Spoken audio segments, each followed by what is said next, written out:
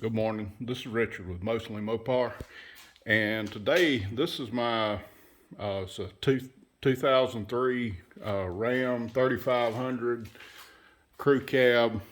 Like I say, four-wheel drive. It's got 5.9 Cummins in it, and this truck has about 250,000 miles on it, so it's not real high mileage for one of these trucks, but I've had it for several years. I'm mostly just go pick up cars with it and stuff like that, and go to haul stuff to car shows. But anyway, the problem I had is the truck had got where it wouldn't crank, or it wouldn't fire unless you give it just a little tiny squirt of ether, and then it would fire and run as long as you kept it.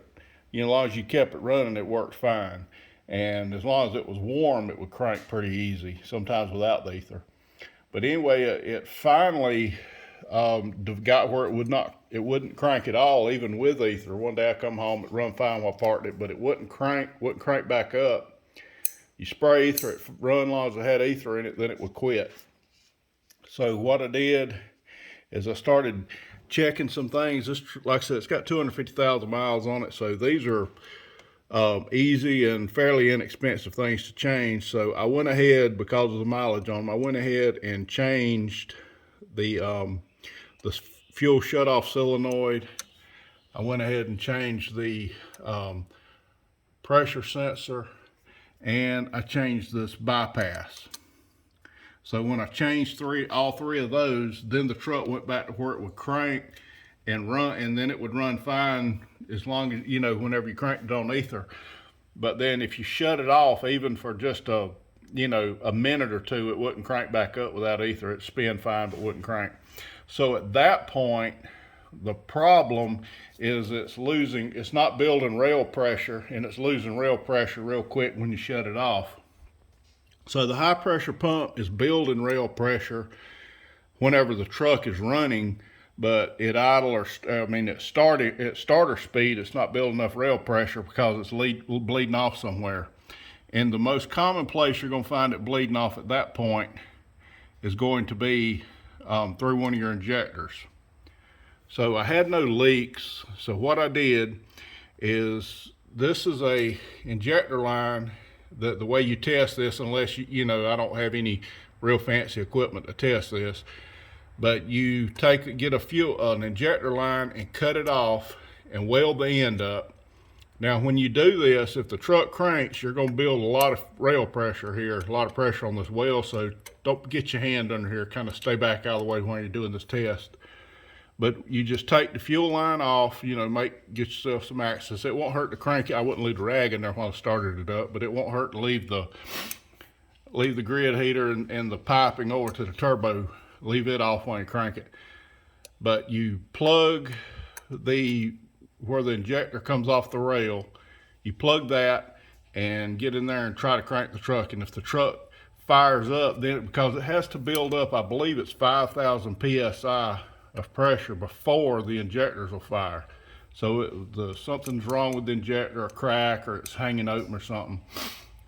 But anyway, whenever you get to the right one, it'll crank up and run fine off, but it'll be on 6 cylinders.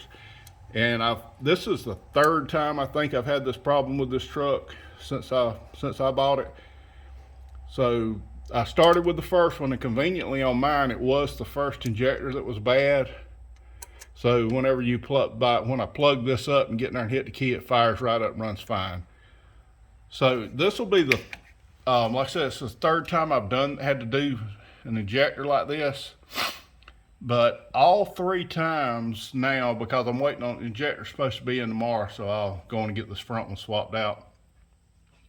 But the place I bought all three of these injectors, I believe it's called Pensacola Diesel, and they're in Pensacola, Florida, and they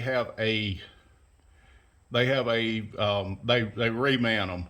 So what you do is you call and order the injector, and they'll charge your credit card for the injector, for the remand part, and then they'll send you the injector, but they still got your credit card number. And what they do is you've got 30 days to send the core back, or else they'll hit you for the core charge.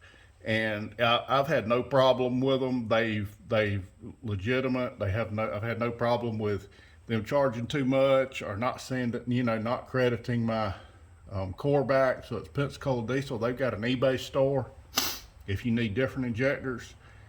And I just want to show this because, like I said, it's a little aggravating sometimes running this stuff down, or as far as chasing problems back down. But this is an easy way to find which injector you're losing pressure on while you're trying to crank. And like I said, I've had to. It's a lot easier to get to the front one than the back one, but just be patient. You can get it. This right here is definitely a tool to have, and if you've got one of these trucks or any diesel that you might be servicing on or troubleshooting. But anyway, I just want to show y'all that's how I figured out that's how I found my problem on this truck. Without all the high-end diagnostic stuff, sometimes you just have to find the most common problem and replace it until you get to it. So anyway, that's what I've done on this one, and it runs fine now on 5 cylinders. Hopefully we'll get the other one going. So y'all have a good day.